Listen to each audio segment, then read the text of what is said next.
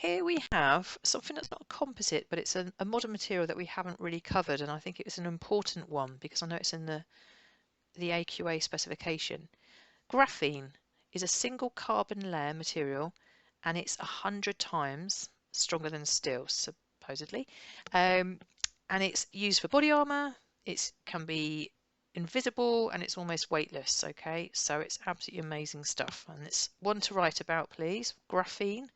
And if you just write down single carbon layer, you've got a diagram of it there, incredibly thin but incredibly strong. And this is just a little bit more on fiberglass, which we've talked about already. Again, just please make sure you've made a note. So GRP, glass reinforced plastic, which improves the strength but also helps to reduce the weight. So wonderful for boat building and is still widely used for this nowadays. Reinforced concrete, so lots and lots of industrial building takes place, bridges, buildings in London, and this you may have seen if you've travelled by on a train or whatever. Okay, this is reinforced concrete, so it's concrete combined with metal rods, and it's the metal rods that help to really improve the strength. Concrete's amazing anyway because although it's made from water, rock, sand or gravel and cement, it's incredibly fireproof and also obviously water resistant, hence why it's used in so many buildings and roads and pavements. Okay, but by adding the metal rods you can make it incredibly strong, and it acts then as a composite. Just in case you can recognize any of the photographs and any of the words there, and bear in mind this is sort of using some of the information we've learnt about last week when you learnt about smart materials. I just thought I wondered if you could try and match the diagrams, the photographs with some of those modern materials that have been named. Give it a go. If you can't do it, don't worry too much, but some of this is linked with the PowerPoint I put on to YouTube last week as well. So do look through that again if you've forgotten smart materials. And here are some products, a variety of products you can see there. You've got sort of little mechanical parts which are A and G, used in construction and building things and what have you. And then you've obviously got a range of products in use or have a particular use. See if you can try and match the numbers to the letters. If you can, wonderful. If you can't, don't worry too much, but give it a go. And this is just a quick recap on microfibers. They're less than 1 denier thick. That's basically 60 times thinner than a human hair. They have an electrostatic charge that really helps when you're cleaning. It sort of draws the dirt to it, often made from polyester and polyamide, and there's all kinds of products that are made from these. Okay, so they're used for cleaning cloths, they're used in protective wear, lots of sportswear, towels, all kinds of things. Unfortunately, these are some disadvantages: that they are very flammable unless you treat them. They're not renewable, and it takes many years for them to decompose. And unfortunately, these are the tiny particles being found in the sea, unfortunately, floating around, little tiny microfibers of plastic, and they're being sort of swallowed by the fish, who probably think that they're a good food source and then entering our food chain. So be aware of the disadvantages as well as the advantages of microfibers. Please do write these down. So obviously there's a lot of negative points here that aren't often talked about. So this one's called a polyamide. It's an aramid fibre. These are really tough fibres made from polyamide, which of course is synthetic because you've got the word poly there, meaning it comes from petrol and oil. They are tear resistant, cut resistant, so great if you're a police officer or you're creating something that isn't then vandalised. So it could be seats on buses and public transport. They're flame proof, hence they're used in the army and for fire officers.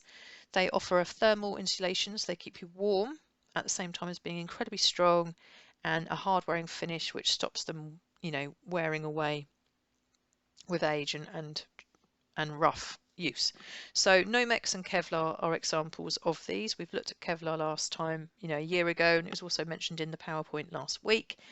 This was what we use for our kite strings in that project. Okay, so be aware of all of the different properties of Kevlar and why it's used, and also the fact that Nomex is another name for this.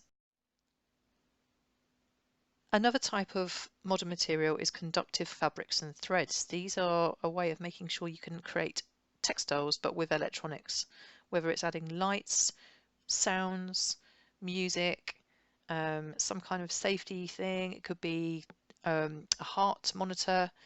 Okay, this is a way of allowing electricity to work with textiles. Okay, so it's a thread that can be sewn or soldered to the component, to the item of clothing. There's all kinds of possible uses for this.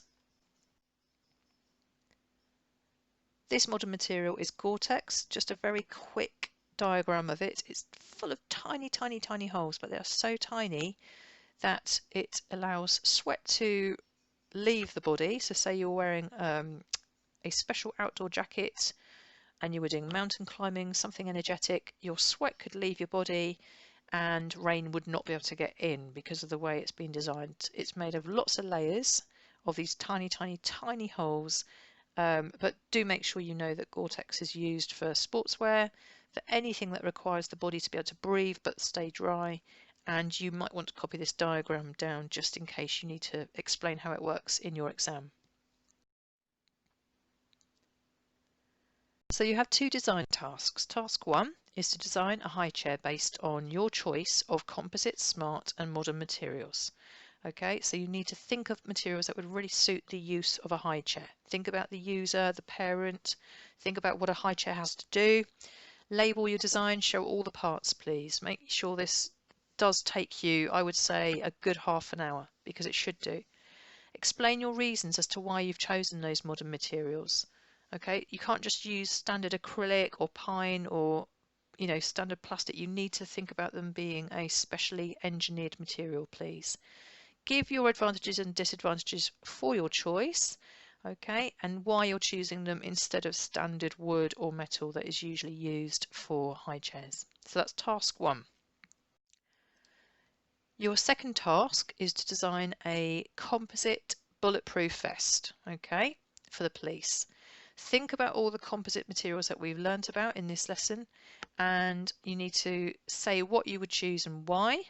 Okay, and try and choose between 3 and 5, because it's not going to just be one part. You've got to think about fastenings, what material is used at the side of the body, the shoulders. Are there certain extra features like pockets that you need to include? Fastenings I've mentioned. Write them down in your sentences explaining what the bulletproof vest needs to do and how it should feel and why you've chosen those materials, please. And as a plenary, I'd like you to think about 2 of these that you can write a description of in 20 words, okay? So it might be that you do need to look back through the PowerPoints and your notes because you've possibly forgotten them, but you need to be able to talk about at least 2 of these because they're highly likely to come up in your exams. All right, and you'll be asked to talk about their properties, their uses, what they're made from, why they're used, and of course any disadvantages as well. Okay, thanks a lot. Bye.